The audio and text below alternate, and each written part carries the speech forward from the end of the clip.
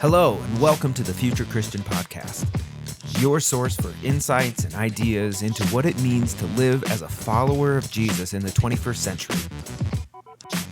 At the Future Christian Podcast, we talk to pastors, authors, and other faith leaders for helpful advice and practical wisdom to help you and your community of faith walk boldly into the future. Here's your host, Lauren Richmond Jr. Welcome to the Future Christian Podcast. Today I'm welcoming Jeffrey MacDonald. The Reverend Jeffrey MacDonald helps mainline Protestant congregations develop fresh vitality without full-time clergy. He does this through service journalism, authoring books, consulting with church leaders, and serving as a part-time interim pastor. Ordained in the United Church of Christ, Jeff has won national awards for his religion coverage in the Christian Science Monitor, Religion News Service, Faith and Leadership, and other outlets. He's the author of Thieves in the Temple, The Christian Church and the Selling of the American Soul, and what we'll be talking about today, Part-Time is Plenty, Thriving Without Full-Time Clergy. He lives in Swampscott, Massachusetts. Welcome to the show, Jeff. What else would you like our listeners to know about you? Well, to explain a little, Lauren, of where I'm coming from in the work that I do, I have found over the course of doing journalism and ministry that there are really thousands of congregations out there, mainline Protestant congregations that have part-time clergy, but have not really mastered at all how to do that well. They have, in many cases, done so unwittingly, gone to part-time clergy, or have at the very least, not been very planned or strategic about it. And so they are grasping for insight into how to do it. And the denominations, when I talk with the leaders there, I often get shoulder shrugs and an admission that they don't know how to do it well either, because they're all geared toward a different model. And so that has really driven me to focus my journalism and my ministry work and my consulting work in this area to draw on the knowledge that is out there. There is quite a bit of lived knowledge among practitioners. It just doesn't make its way to the surface all the time. It doesn't get shared effectively and turned into practical insights and know-how. And so I aim to provide a bit of a conduit for all of that and enable the stories that we need to learn from to get to the surface, and then begin a learning process and be a facilitator of that. So that's the concept behind or driving a lot of my work these days. Great. Let's talk a little bit about your faith journey, if you don't mind sharing. Tell our listeners kind of how you came to the faith and what that looks like today. Well, I grew up with a Christian family and with instruction in that direction, and participating in Sunday school, and coming from two different backgrounds, as with many, a congregational side of my family and a Lutheran side. And it was the Lutheran side that ended up having a good bit of influence, even though I'm now UCC congregational clergy. My mom is from the Lutheran side, and helped me gain a real basis in that direction, being confirmed a Lutheran in my teenage years, and coming back to it later. Like many, in high school and college, did not really engage my faith. I wandered and explored a lot of other things, and I came back to it in an intentional way in my mid-20s, as I was focusing and really kind of going through some transitions, soul searching, and thinking about what I was called to do. And so I have come to that as an adult, and have owned this path, and in that way I responded to a sense of calling in my 20s that led me to explore further, to focus my journalism, refocus it from business and politics to religion, and to also go back to school and discover that I could serve the church by being ordained and still continue to be a journalist. And so that's what opened the door to me when I put two and two together and realized I could do both if I served the church part time. It really was clear to me that that's a calling I could do long term, and stepped into it. Yeah, awesome. Awesome. What are some spiritual practices that have been meaningful for you? Well, one is walking, sort of. I call it like a meditative walking, and I didn't quite see it as a spiritual practice at first, but I do now. That I kind of load up my brain with it sometimes with scripture, spiritual reading, or and it might not be a lot of reading, but sometimes it's just Yeah. a passage or two, and it's almost like Lectio Divina, but on foot, and Yeah. and so I will kind of load up with a passage, spend some time reading it through a few times, maybe read a little context, but sometimes just pack it in my brain so it's good and familiar, and then I walk along. I live near the beach in Massachusetts, and I can walk sometimes 7 or 8 miles, and Wow. that's on the longer side. A lot of times I just go for about 3 miles, but I it's a discipline to kind of keep my brain, or keep my mental focus on what I'm hearing in that scripture, and what to do with it. Yeah. And so that's really been nourishing. The act of moving. I'm convinced that Socrates was onto something with walking with his students. They Yeah. would go up. They would go up into the hills, Yeah. and they didn't sit down at tables. They would go up and walk, and Right. process things on foot. And the mind, when the blood is moving and the body is moving, but at a measured pace, not at a frantic pace, Right.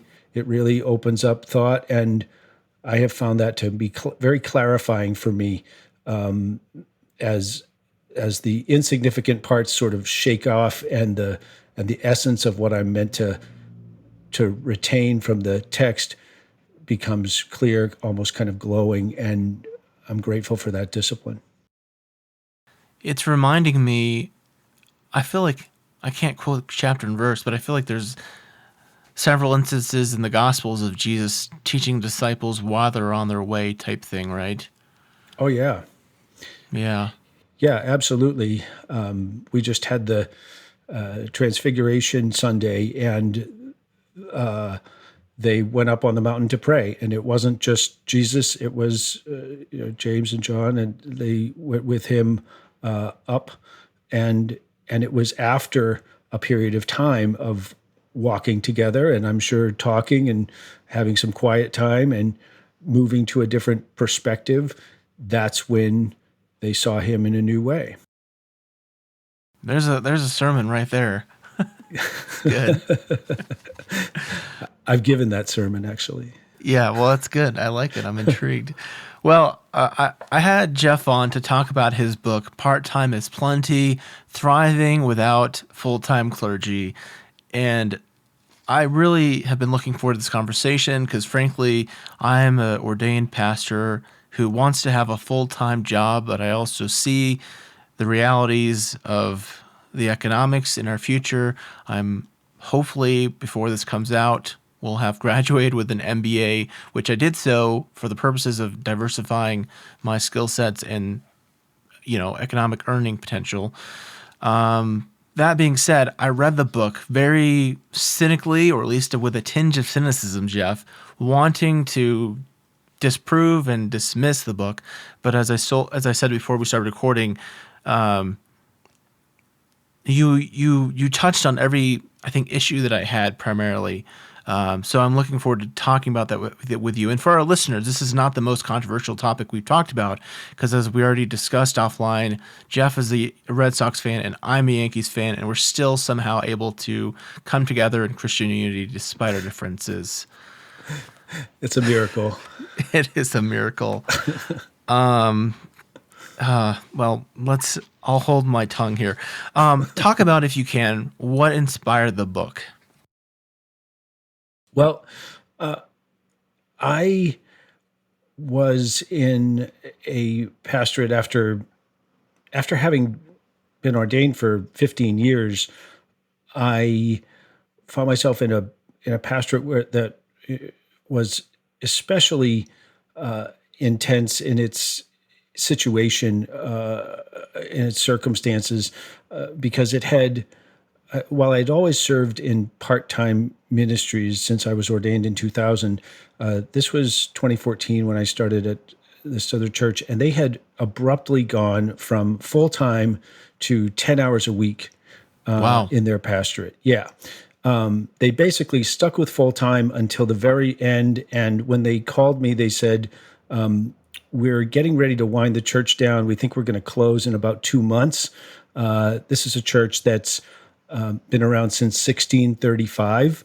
Wow. And yeah, and they're like, we're out of money. We're closing up. Will you come and do a last few services for us? And it was during that process that they realized that actually they didn't want to close and didn't need to close if they could transition to a different model and make a few other significant belt-tightening changes. And and so the inspiration for the book came from my really trying to get up to speed over the first couple years on how do you do this well? How does the congregation have impact? How do the people mature as followers of Christ and witness and really develop and grow when the pastor doesn't have much time for much of anything except preparing and leading worship services? Yeah. Maybe attending one meeting a month or one Bible study a month, but it's pretty limited what you can do from the pastoral standpoint.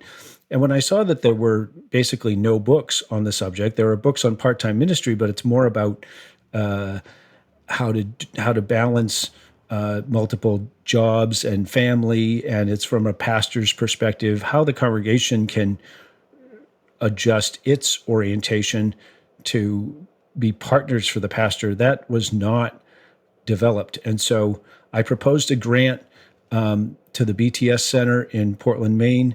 I said I would like to go learn from congregations that have made this transition, from mainline Protestant churches that have made the adjustment, and I would like to learn from those that are doing better, not worse, after making the change. Would you give me funding to go and visit them, learn from them, write articles, and perhaps write a book? And they said yes to my proposal, and I spent a year doing research, and the book is the result of that. Yeah. So there's a lot of interesting points I want to hear about and highlight here. One that I think stood out to me for sure, just starting off, is about 43% of mainline churches have part-time clergy, and book was published, 2020, 2019? So yes, 2020. It's not inconceivable that number has gone up, correct? Right. It's very likely. I mean, we're now in 2022. We've been in pandemic for 2 years. So many changes have happened.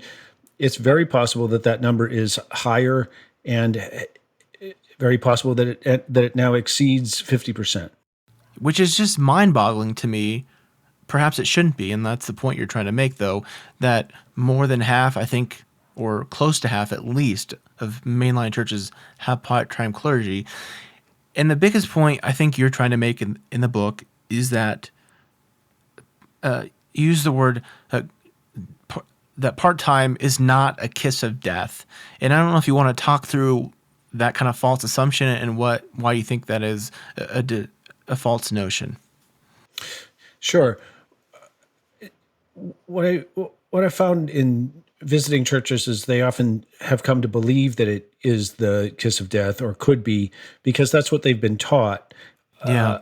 largely from their denominational leaders and from their peers. Is they say, "Oh, you don't want to go to part-time clergy. You want to keep the position full-time as long as you possibly can, because that's the draw.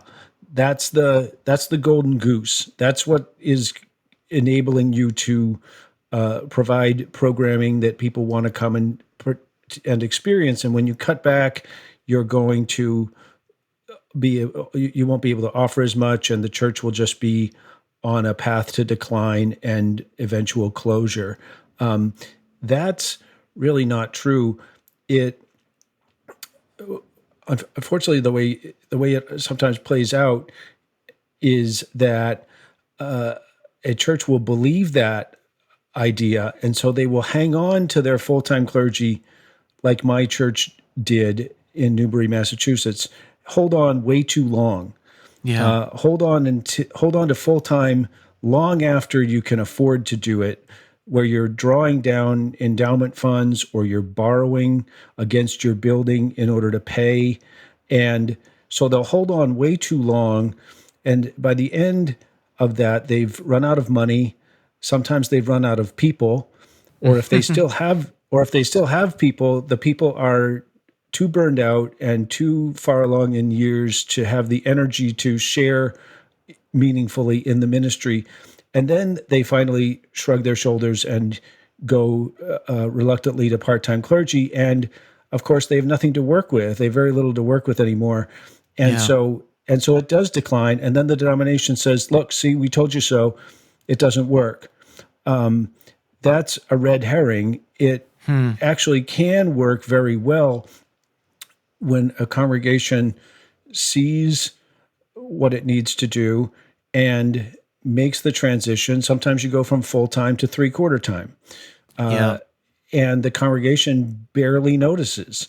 Yeah. And yet you're making some intentional and strategic moves that are empowering the lay people to share the ministry in a meaningful and spiritually healthy way. So you can see that happening, and sometimes they're intentional about it. Sometimes they'll plan for a year or a year and a half before they begin to make the transition to three-quarter or half time.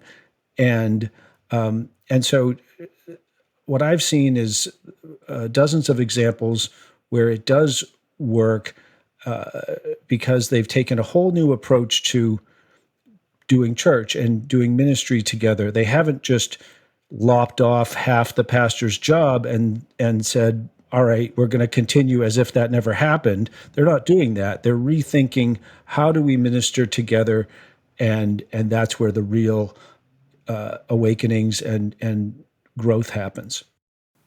Yeah, so I'm intrigued by this because, again, I'm thinking as someone who served as a full time pastor about all the stuff that can and should, I guess, be done throughout the week by a pastor. Everything from community outreach to home visitation to obviously worship leading, worship planning, sermon preparation, meetings, Bible studies. I mean, the list obviously goes on and on and on. I don't know if you want to talk about this because you have a 3 models of part-time clergy. So I don't know if you want to engage in that right now, but I'm curious, like, what are some things that like a pastor that shouldn't be sacrificed in the name of part-time clergy? Does that make sense? Yes. Well, there's basically a renegotiation that goes on in a healthy situation where the lay people and the pastor do some rethinking of the pastorate and some restructuring of it. And so it's an important point here is that when the decline happens, as folks told me on the synod and that level of ministry, on the judicatory level, what they have seen on this is that, in fact, some of them tell me, the reason part-time doesn't work is because the pastor only has time for planning and leading worship and doing pastoral care with an older congregation usually, and that takes up all their time. And so you don't have any bandwidth left to do the things that generate the lifeblood, to be present in the community, to be building relationships with the scouting troops and the other folks who use the building, and to be serving on boards, and to be out there leading mission projects that partner with other organizations, and thereby building relationships that lead to folks visiting church and getting involved. And it's a good point, but it assumes that all you can do is sort of lop off all these things that the pastor would do if they were full time. Yeah. Instead, there's what I see churches doing when they transition is they strategically support the lay people to do some of what the pastor used to do, and they don't just leave them hanging. They share the ministry, and they empower them with the resources and the training and the support that they need, so that folks are doing ministries that they find very meaningful, and that transition into a type of church that is more a fulfillment of what we would read about in places like 1 Corinthians 12, that talks about the Spirit being distributed among members of the body, not all consolidated in the head. Yeah. Well, tell me about, you have in the book the 3 models of part-time clergy, and kind of give a brief overview of what those look like. Sure. The models that I saw as a matter of discerning patterns from my research in the fields, these models that I saw were in churches of all types, suburban, urban, multiple denominations. The first one is the equipping model, which is one in which the pastor, instead of doing services or sort of providing goods and services as a provider or a dispenser of ministry, is teaching the people how to do more of the ministry arts. And so you see the pastor equipping, for instance, lay people to lead a Bible study rather than doing it himself or herself. So that can save a lot of time for the pastor, even if the pastor is quite hands-on with it, working with a few leaders. And you can see the same with preaching, that if a pastor can take a Sunday off each month, which I have seen a number of churches do, the pastor takes a Sunday off each month, that pastor just gained 10 to 13, 14 hours. Right. That's a big chunk of gain. And there's a lot you can do with that. That's almost, that's a day and a half of work. You can be involved in a lot of different types of activities in town or in the church when you do that. And so how do you get there? How do you not sacrifice the quality of preaching and the quality of worship leadership? Equipping is part of how you can do that. And so that's where the pastor takes those who have a gift. Sometimes it's teachers who know how to speak in front of people. So they take them and they say they're not afraid to speak in front of people. They can speak in front of middle schoolers. My goodness, of course they can speak in front of church people. And they use those transferable skills and people's passions and gifts and give them some of the basics in how to prepare a sermon, and that can take a few different forms. We can talk about that further, but that's the concept behind the equipping pastor, to teach the people to do pastoral care, to do preaching, to do evangelism, and so forth. Second model is the ambassador model, which is one in which as one pastor told me, the lay people run the church, basically, was how he put it, that they put together most of what is going to happen in worship. They kind of organize it, they get it together, they they apportion the positions. They're just not dependent on a professional to kind of do it all for them. They put a lot of that together themselves, and then and in some cases they might share. There's different ways that they get it done, but the concept here though is that when you have lay people who can do a lot in the church, the pastor can be freed up. Like in that example where you take one Sunday a month and the pastor is freed up from planning and leading worship, the pastor can strategically be out doing those things that I was just talking about that generate the lifeblood.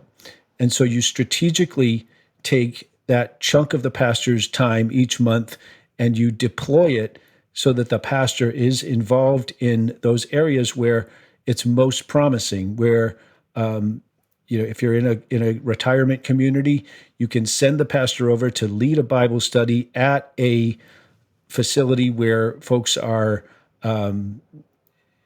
don't have a chaplain or a ministry presence, but or at a military base, you can send the pastor over to get to know the people there and be a presence and maybe take part in some life, some part of the life there, and there's so much that can come from that. So that's the idea. There's many different ways that the ambassador could do that. So that's the second model. And the third is the multi-staff model, where you have a part-time pastor and you have another part-time person who will, or more than one other part-time person, and they're sharing the load. I can say more if you want to hear about how that works, but it's essentially kind of specialization, and it doesn't require as much of the lay people stepping in. But it's a reallocation. It's strategic. It gives the pastor time for other work outside the church, and can be a win-win for congregations, both urban and I've seen it done in rural settings too. Yeah. Well, I'd love to hear more, but there's more questions I want to ask you here. Plus, I want to give people a reason to buy the book, right? So you do develop that more, I think, in the book. This is something you mentioned earlier, and it's something that I've noticed. I remember, so I'm currently serving right now as a hospital chaplain, and I think you use this example in your book about denominational meetings happening like during the day, and I think you participating in some denominational activity that happened like in the evening or something, and you were like the only pastor there, and it was a bunch of chaplains, which you weren't, it wasn't that you didn't want to be with chaplains, but you're just noting how denominational systems and structures are set up for full-time clergy. I know in my own context, I think in the summer, there was like a revitalization conference that my denomination hosted, but it was, again, like Monday through Thursday when I was working. I would have loved to be a part of it and talk about revitalization, but working during the week as a chaplain, it wasn't even a possibility. So talk about, I don't know, it's a big thing. I don't know how much you want to dive in here about denominational systems and structures set up for the full-time model. Yeah, it is a big thing. It's built on a premise that's what clergy do. We would have a covenant day in my region for all the clergy to come and kind of be together and meet with the conference minister. This was always on a Tuesday from 8 to 1 during the day. I could never go. Yeah. Because I was always working on my other job, and same was true for all the other part-time clergy. And there's a growing number of us, and it was, and so you get you feel that you're not really being seen by the denomination, or that you're not really being understood, and then all your people are not really understood either, or that you just don't matter, and or don't matter enough to adjust the schedule. Full-time clergy could get there on a Tuesday night, but they don't do that. They reserve that for meetings with their lay people who are working during the day. Well, what about us who work during the day? And so, yeah, there are many examples, and it goes beyond that to systems that I know of candidates who have been pressured to leave their jobs. Those who have worked in secular employment and are seeking to be ordained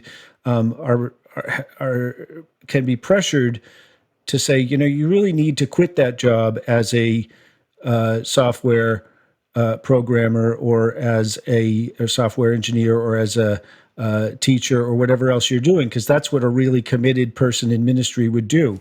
Yeah, Well, yeah. those are systems and biases that are absurd in a world where almost half, or perhaps more than half of congregations need part-time clergy. So it just comes from this, like, this idea of what commitment means that is just completely antiquated and just not real. That those who serve part-time are every bit as committed as full-time people. They just are serving in the right capacity for that congregation. Just like if you're a parent, if you go off to work, does that and you're with your kids, only a few hours in the evening, does that make you less committed to your kids? Does that mean you're not you're a part-time parent, and therefore just like, no, nobody would say that. So there's a lot to say on this, but I'm sure you have other questions. Yeah. I think I see another side of it too, Jeff, is, from my perspective at least, middle judicatories tend to ask a lot of pastors to serve on denominational boards and committees and roles, which again is going to be harder and harder for part-time pastors. So there needs to be, perhaps maybe your next book, Jeff, can be, for denominational leaders about adjusting to the new realities of part-time clergy and economics. So I'll have you on if you ever write that book again. Yeah, thank you, Lauren. It's a lot of what I do in the consulting work I do is working with the judicatories to help them to help them be a support for congregations that they haven't always understood, and it's very important. But there's tons of opportunity here, which is really worth noting as well. That these are flexible congregations. These are congregations that that are resilient, that are innovative. They are used to rolling with a variety of circumstances, and they're right-sized for clergy who have other interests in life, other passions, other streams. There's a lot of talk about work-life balance and about being a multifaceted person, not just being kind of a one-dimensional person, or just being defined 100% by the job of the desk that you sit at Monday through Friday, 9 to 5. Our world has, there are 57 million freelancers in America, according to the Freelancers Union. That's about a third of the workforce. That is a huge amount of people, and these are self-employed people in everything from the trades to the arts. And when they can work part-time in the church and serve the church and receive a steady paycheck, it's not enough to pay all their bills. Okay, well, then they have another area. They have time to go and work in their other area and structure their day so that they can pick their kids up at school and still prepare their sermon for Sunday and still ply their trade or work in the arts as a writer, as a dancer, as a musician, as an artist, as a as a plumber or a coder. Our churches need to catch up with what's happened in the world of work and make room for these congregations to thrive. They can do it. They're ready to do it, but sometimes the denomination needs to just kind of adjust to help them and accommodate where they're already going. One example I've been giving a lot of thought to as I search for my next call is like I'd rather be like 30 hours a week making like a healthy wage, like a really respectable, healthy wage, than getting a quote unquote full-time salary that's really not commensurate for the cost of living in my context. But then, like you said, that would free me up to have the family flexibility or other income flexibility type things. So let me shift this a little bit, because this is the most cynical side of me was reading this book, thinking about you, and you touch on these things, and this is what I appreciated. But the big challenges I see them are student debt, finding healthcare, especially if you have a family. What do you think that churches and denominations can do for someone who goes to seminary and takes out 50, 100K in debt? I don't know what, because it's a bigger problem than you can probably discuss and you address, but probably can discuss in the book. What are your thoughts just though here?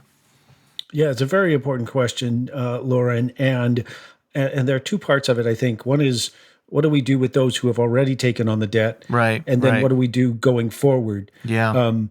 For those who have already accumulated the debt and have felt like they need full-time work to justify that or to pay it off, I would like to see denominations do the best they can by those students, helping them if they can't find a full-time pastorate that works for their financial needs, then to help them put together a couple of pastorates, if that's to see that possibility, to help them do that if they feel called to full-time equivalent ministry. It might be in more than one setting, and we do see more and more of that.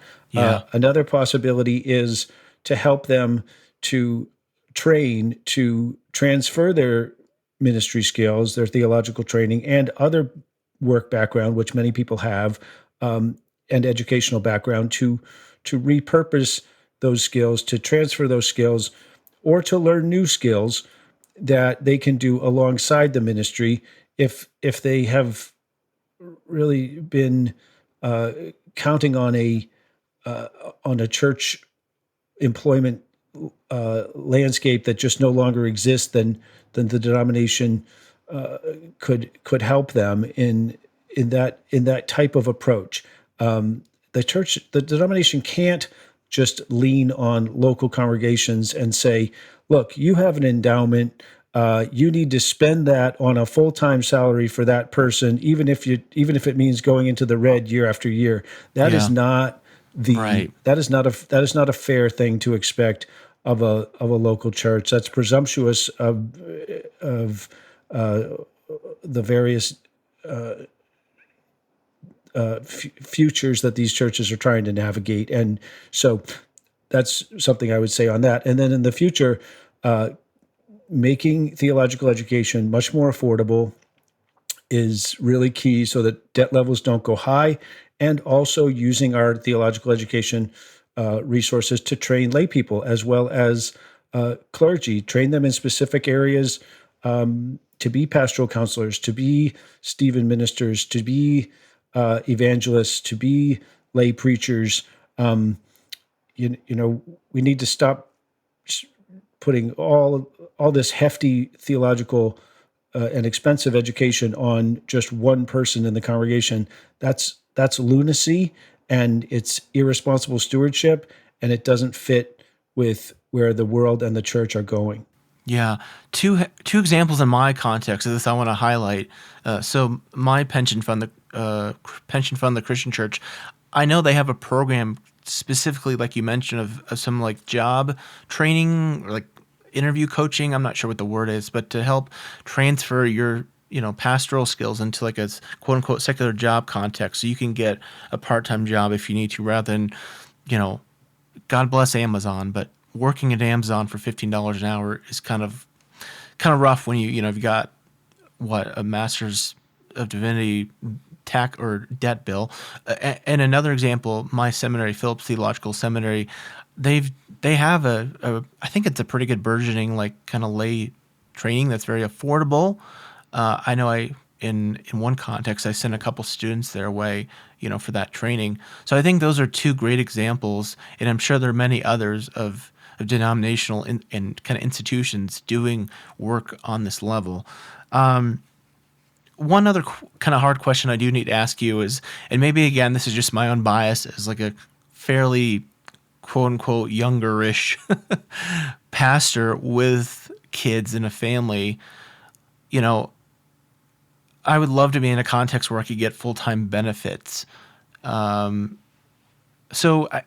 and this is from my bias and context. Like, I feel like in some contexts, this might push out young clergy, or churches might just be like, oh, you know what? Let's just go to part-time because it's cheaper and we can find someone cheaper, and that's going to edge out someone looking for a full-time job. What are your thoughts there? Well, I think I understand that concern, and thinking about for part-time and for younger clergy, that if they're looking for full-time work and need that amount of income, they may be trying to find it in the church and can do so. I think I'd refer back to my to my prior answer as well, though. I think a lot of it has to do with the openness to serve in more than one setting.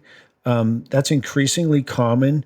That people value ministry skills. They just don't need or afford or can't afford you at that in one setting. So you have to work in multiple settings, and that's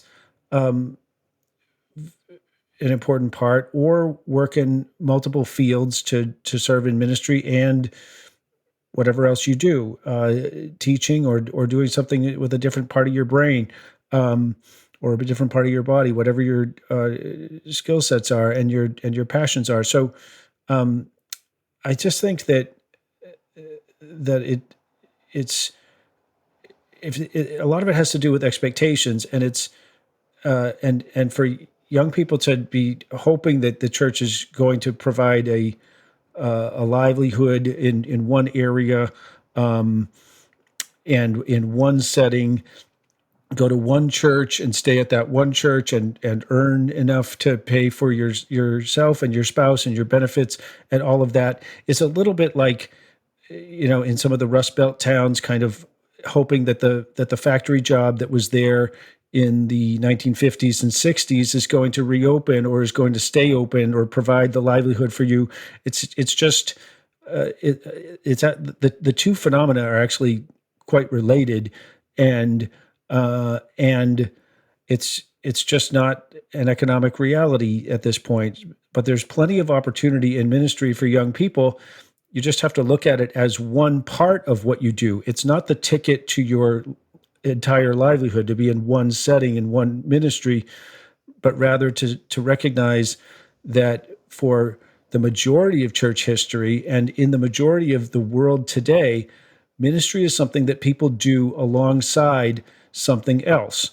Even in the medieval days, it was something that you had priests, but they were not depending on that for their livelihood. They were working as clerks and administrators and other types of positions. It was more of a status, like being a notary or a justice of the peace. It wasn't necessarily like your livelihood. That's a more recent phenomenon, and it's arguably not going to be tenable long term to see it in such a narrow way, because sometimes we get biased by the post-war experience, and we say, we measure everything against the reality of like 1965. Well, that was more of an aberration than a new norm. It was a blip. It's gone, and yet the church has been around for 2,000 years and has a bright future. We just have to see the broader trends and be part of what the Holy Spirit is doing. Yeah. Well, we're running long on time here, but I want to ask you one more question if I can before we take a break. maybe tell me real quick, where are some examples like this would work or like wouldn't work at all? Like church contexts where, a part-time clergy would work very well that you've seen, and then maybe church contexts where really shouldn't go after part-time. Like either they just need to close or they're not commit, they need to commit to full-time, that kind of thing. What are your thoughts there? Well, yeah, I think that in cases, the part time is most promising. I think in cases where you do have a corpus of lay people who are excited to be partners in the ministry with the pastor. You don't need a ton of them, but you do need some who can see another way of being church together, who are excited to be practitioners more than they are to be consumers, to be players more than they are to be spectators.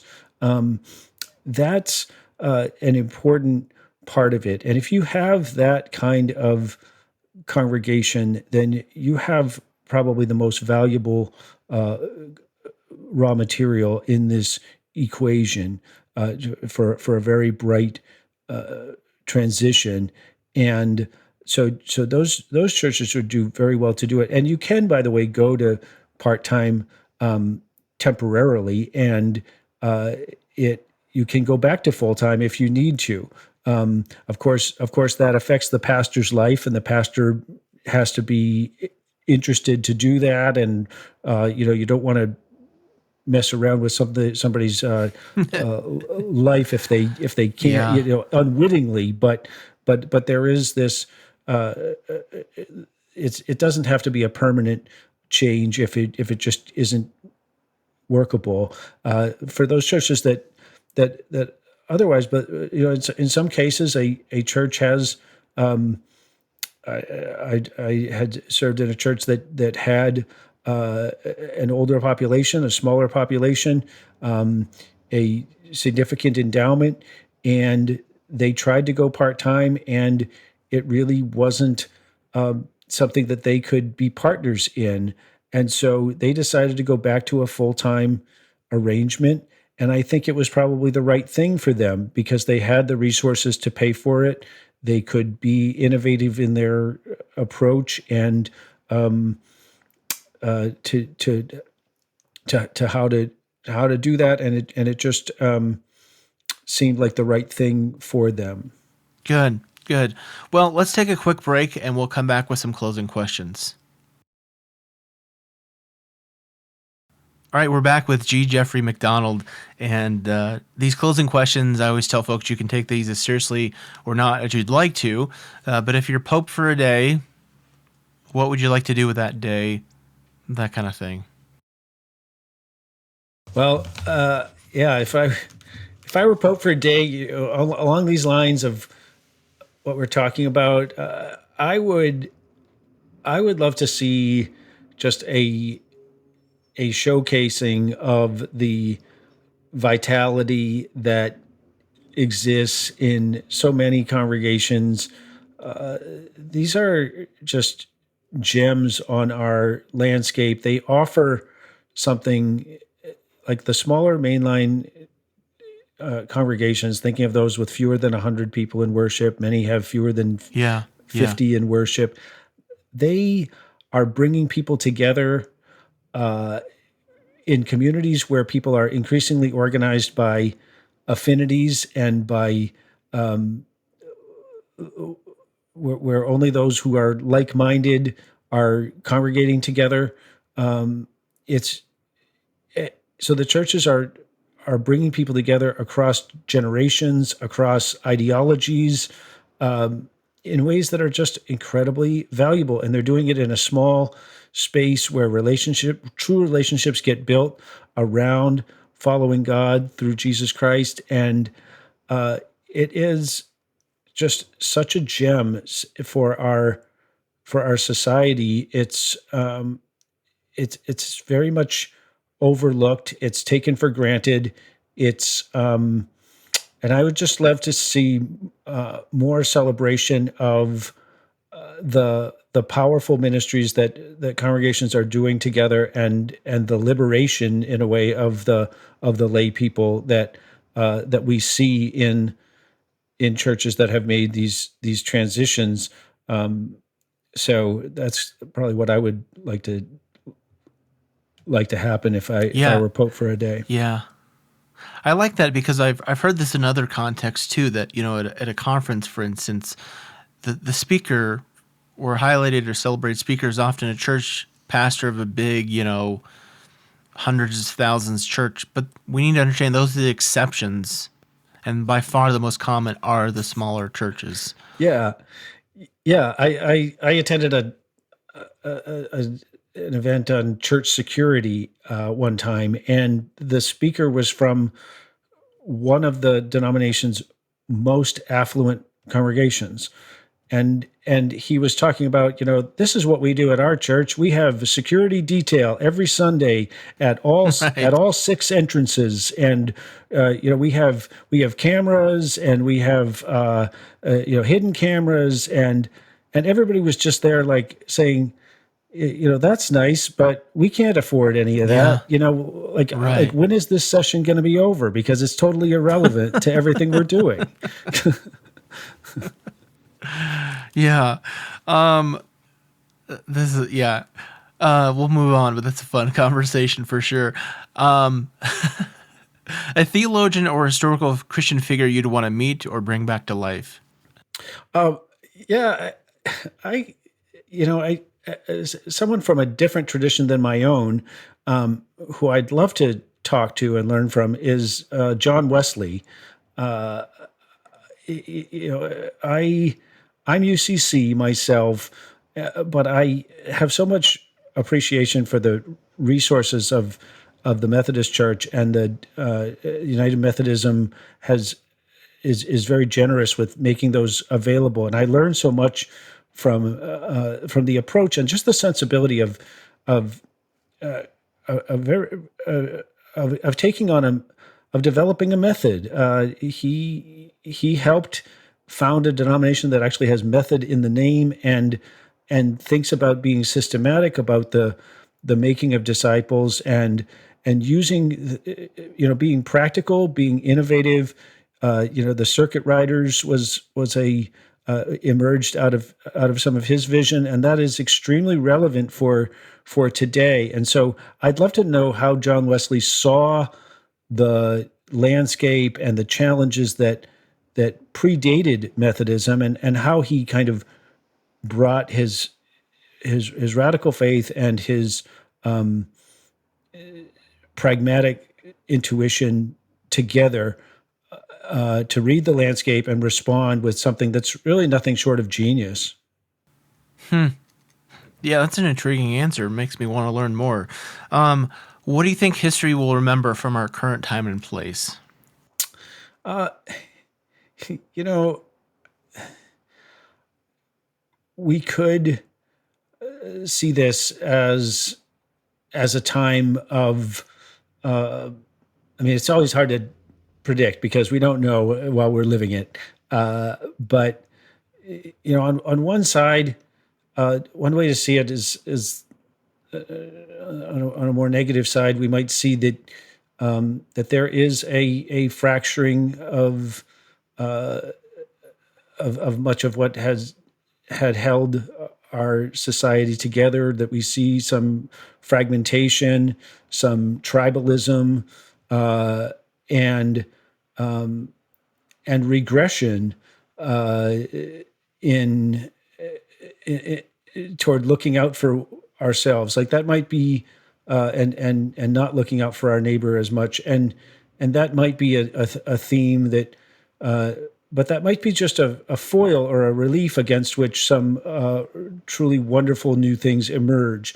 And so, although those are trends that we need to be concerned about, I'm also very hopeful that this would be a time where we would discover in the church world about that we finally, the priesthood of all believers became a reality in our time.